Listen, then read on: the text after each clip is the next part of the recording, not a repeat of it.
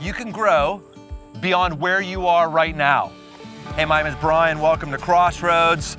Everyone likes the idea of spirituality, but no one actually knows you can actually grow spiritually. That is the journey we're going on today. So glad to be with you.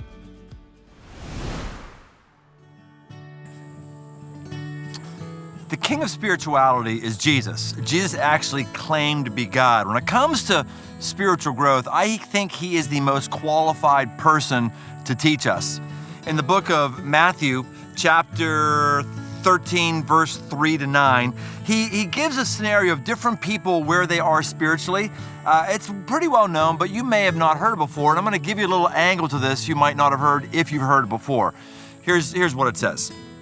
And he told them many things in parables, saying, a sower went out to sow, and as he sowed, some seeds fell along the path, and the birds came and devoured them. Other seeds fell on rocky ground, where they did not have much soil, and immediately they sprang up, since they had no depth of soil. But when the sun rose, they were scorched, and since they had no roots, they withered away. Other seeds fell among thorns, and the thorns grew up and choked them. Other seeds fell on good soil and produced grain, some 100-fold, some 60, some 30. He who has ears, let him hear. We don't really understand a lot in our country about farming because very, very few of us actually do it.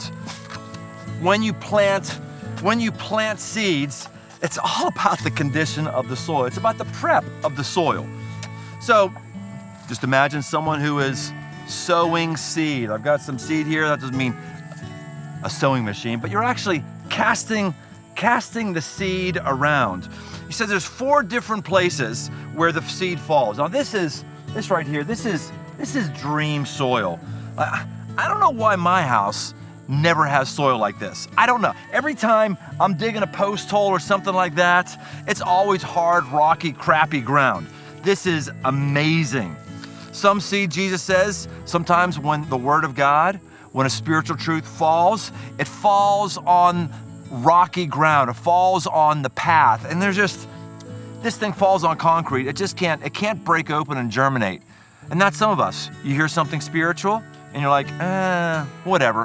What's my next Netflix movie, Sometimes the seed falls on rocky ground and it kind of takes, but because it's so rocky, the roots can't go down really, really deep. And therefore, as soon as there's bad climate, boom, it's gone. Some of us maybe have heard something about Jesus, something about God. We've had some spiritual fix, but there's no roots. There's no depth. And so therefore, as soon as something wrong happens in life, I don't get the job that I want, my boss is a jerk, I have a divorce, I'm in credit card debt and I can't think of anything else other than that. Our spirituality just withers and goes away because there's no roots. And then some seed falls down and it starts to grow, but there's all kinds of active thorns and thistles that come up and it just kind of chokes the seed out itself. That's what happens when some people, they come to understand Jesus, they come into a relationship with him, they become a Christian, but the cares of this world overwhelm it. They put more time into thinking about their career path, their dating life, their whatever it is, and it goes away. Their spirituality just dies. And then there's some that fall in this beautiful, beautiful soil, and something happens. Now, the problem with us is, we don't have an inherent understanding of how all this works because most of us have never eaten anything that we've actually planted. We've never gone out and we've never actually broken up soil. We've never weeded. We've never put the fertilizer down. We've never come back a year later and kind of brought it up to our mouth and eat it. We don't understand this process. In America, 2% of us are farmers. 2%. That means 98% of all Americans are living off of somebody else's work. They're working, and so I get to eat. This is very similar, I believe, to in the spiritual world, in the church world, in our country. Maybe 2% of us are actually working at our relationship with God and our spirituality. 2%. The rest of us are just kind of waiting around, hoping that some spiritual thing happens to make me feel good and give me a little extra edge. And that's not the way it happens. Here's the problem with this parable that Jesus tells, the story he tells. You can be left to understand or come to the wrong conclusion of, well, it's all a matter of fate. Like, if I was born with good soil, then I guess I can receive the word of God. But what if I have a heart that has bad soil? What if I'm in an era that things are just more difficult? It's almost like fate, but that's not what Jesus is saying. To understand what he's saying, we've got to look at the total context of all of his teaching. First of all, why is this good soil here? It's good soil because there's a farmer someplace who's been working on this soil. That's why it's good soil. The way you get good soil is in the totality of Jesus' teaching by what you do, what you work on. Because we haven't planted a crop and eaten amazing fruit, we're not aware of how to work and wait for beautiful, luscious fruit. This is the way it works in the spiritual realm. You work on things and then you wait for the positive benefits. In the book of 2 Timothy chapter 2, verse 6, it says that we should be all hard-working farmers. Hard-working farmers. And what does a hard-working farmer get to do? Before anybody else gets any of the fruit, while he's on his tractor going back to the house, he's chomping on the tomatoes. He's tasting because he got to taste the fruit first because he has worked hard. See, there's so many things in the physical realm that relate to the spiritual realm. In the physical realm, I have to plant and work and wait over a long period of time, and then I get the fruit. That's the way it works in the physical realm. Also in the physical realm, I know that I can't grow my body. I can't grow my body unless I work on it and wait. I've got to do some cardio. I've got to do some push-ups. I got to do some stuff, That's why I have actually long sleeves on. I don't want to cause you to stumble by seeing my bulging biceps. No, not true. But that's how you get in shape. It's not like, well, you got the DNA lottery of being a person who's in shape. Well, you're just naturally in shape. No, you're not naturally in shape. You actually worked to get where you were, and you waited. For you and I to grow spiritually, there are things that you must do. There are things that you have to actually work on. This is the totality of his teaching. He talks about how to love people, how to serve other people. He talks about again and again how to get in community. These things that he talks about are the things that if you don't do them, you will not grow.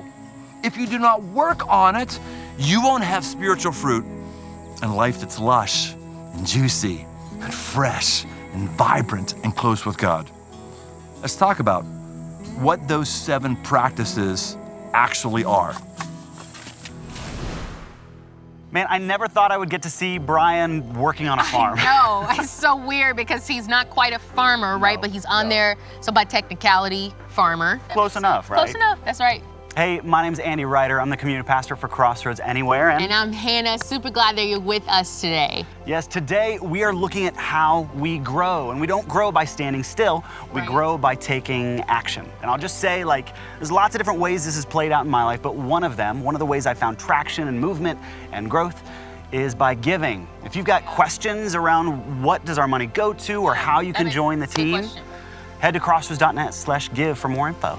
That's right, and before we head back to the message, Andy, we got a treat for folks because I know everyone is wondering why Andy and I are not moving like Brian told us to. We're not growing right now. We're actually sitting still and watching this tree grow, and that is because we are doing something amazing called The Journey, and for several years, it is the thing that our church does that I believe propels us forward. This year, all about growth, and we've got an explainer to share how you, yes you, can get involved right now. There are 3 parts to the journey. Step 1, attend the weekend and receive weekly teaching at a site or online. Get inspired with the good news. Step 2, do your guide work. You get your very own printed guide. We can even mail one to you. It'll help you create a plan of action to grow deeper. And step 3, meet with your group. During the journey, we meet in groups to talk about what we're learning, grow deeper together. Go here for more. Come grow.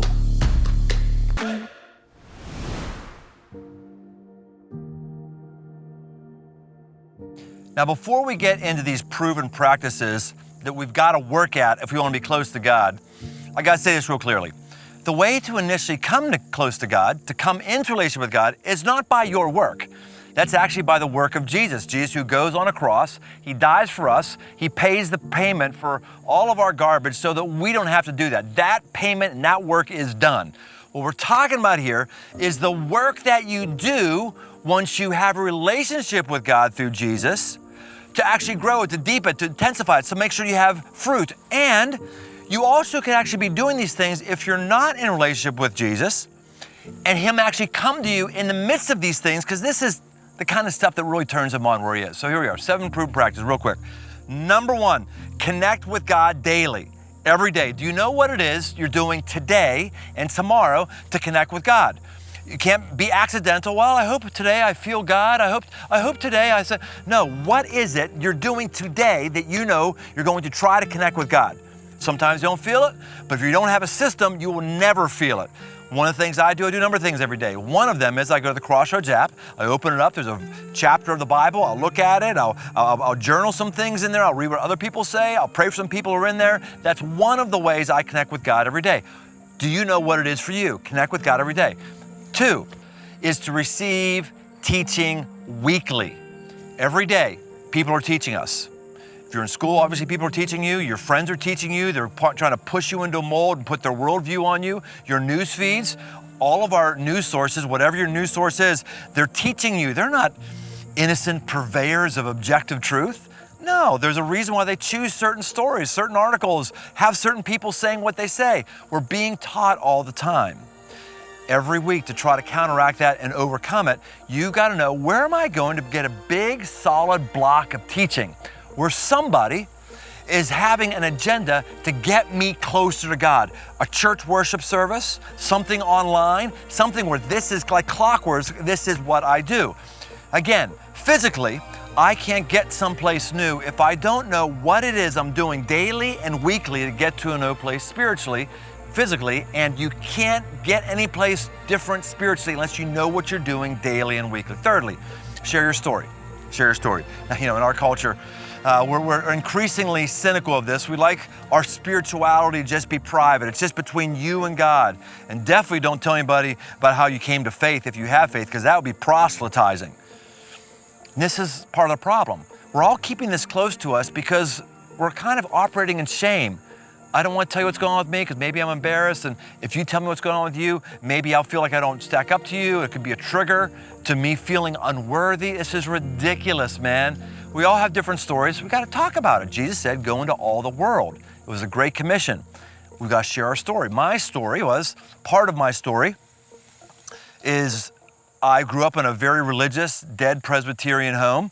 I don't mean the Presbyterians are dead. There's alive Presbyterians, there's dead Presbyterians, alive Baptists, dead Baptists, alive non-denominational churches, dead denominational churches. But this one was all about rules, all about pomp and circumstances. And I didn't feel God. I didn't.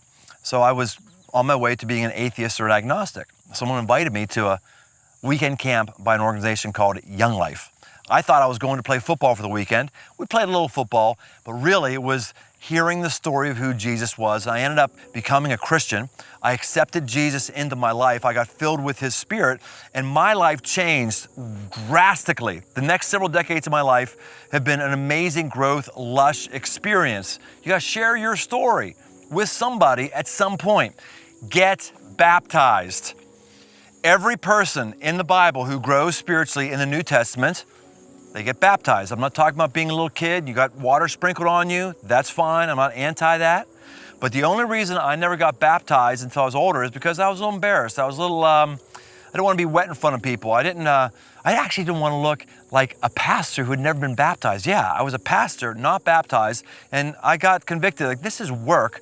This is a practice that I have to do. And I got baptized in my 30s, and it was awesome. It was great. Some of us are not growing spiritually because this key marker, this key gateway, this key practice has not been done. Join community is another proven practice. Who are the people that you meet with and you know when you're meeting with them and you know why you're meeting with them? I've got groups that I get with weekly, monthly. These are the folks I hang with. When I need somebody to encourage me, I know I'm likely to get encouragement from them. When things are rough and I need help, I know these folks are gonna help me. When I just need to laugh, which is like all the time, I gotta be in a community where there is a good level of laughter. These folks come around me. Join a community. Who is it that you're with, that you know they're gonna go after God and they wanna get the most out of life? Live generously. We're not going to talk about this one in the midst of this series, but live generously. It's an idea of God has resources, He pours them into me, and I funnel them out to others. I want to live generously, whether that's blessing people with meals, whether that's blessing people with encouragement and time, blessing people with stuff that I have. I'm not going to sell on Facebook Marketplace. I'm just going to give it away based on how I'm going to treat my money to my church. Living generously. We're not going to talk about that one this series, but it's a key, critical, proven practice. And then the last one, we're also not gonna spend a lot of time on this one either, is serving others. Being outside of ourselves, looking to lift somebody else up and help them. Now these 7 proven practices, I say proven, I keep saying, because they're proven. There's not a single person in the entire Bible that is a hero that doesn't do these 7 things. There isn't. There's not a single person you know that's a spiritual rock that doesn't do these 7 things, not a single one. You may know people who are spiritually smart. They can lay down a good argument. They can debate you, but come on. That's different than somebody who walks close with God. Somebody who's got this leafy, rich, vibrant structure to their life. The kind of person who, when you ask them to pray for you, they actually do, and they get more yeses than you do because they're rooted solid with God. The kind of people who go, I was just thinking, God might want you to be reminded of, boom, and a piece of gold comes your way. The kind of people who've got decades of consistency in relationships with them. Not the latest flash in the pan on social media who's got a bunch of followers, but no, people who've been with this person and know this person and for decades or years and years and years, and they're consistent and solid as a rock. People who they're not detonating their life. They're not making bad decisions because they're walking with God. They're getting with God. They're sensing God and they're growing. That's what I want for you. I don't want this from you. I want this for you. And I know you do too. You've been created to want this, to be closely connected with the God who loves you so much. But we've got to get connected. These are the practices that we do. You do these things, and your life will change. I want all this. I want more of God, and I want to go deeper, and I hope you do too. That's why we're going to do a song right now that's talking about going deeper. Let's go deeper. Let's dig down, and let's experience this song together.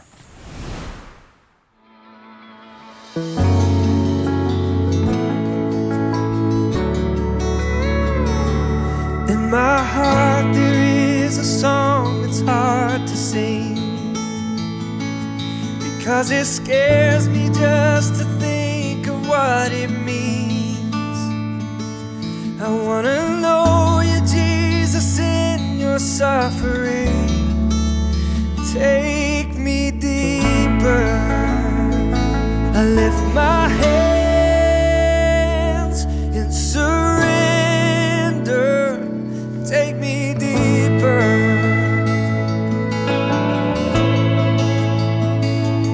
Oh, your love is like a river. Take me deeper.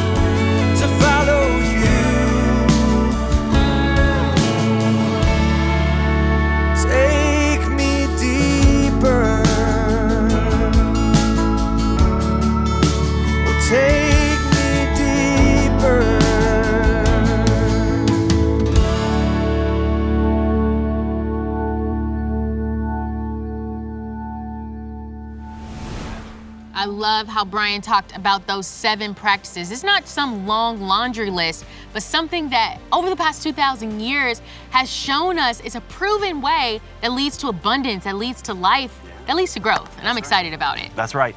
So we want you to experience this journey alongside of us, not just by watching stuff, it's right. by moving, it's by taking action. So I have 2 steps for you. 1, I want you to get a guide so you can experience Journey as well. So head to crossroads.net/journey where you can sign up. We will get one of these bad boys into your hands. And secondly, I want you to join a Journey group. Because we don't grow alone, you can't. right? It's not possible. No. You can't. We grow when we're moving and we grow when we're together. So get a guide and get a group and let's do this Grow Journey together. See you next time on Crossroads.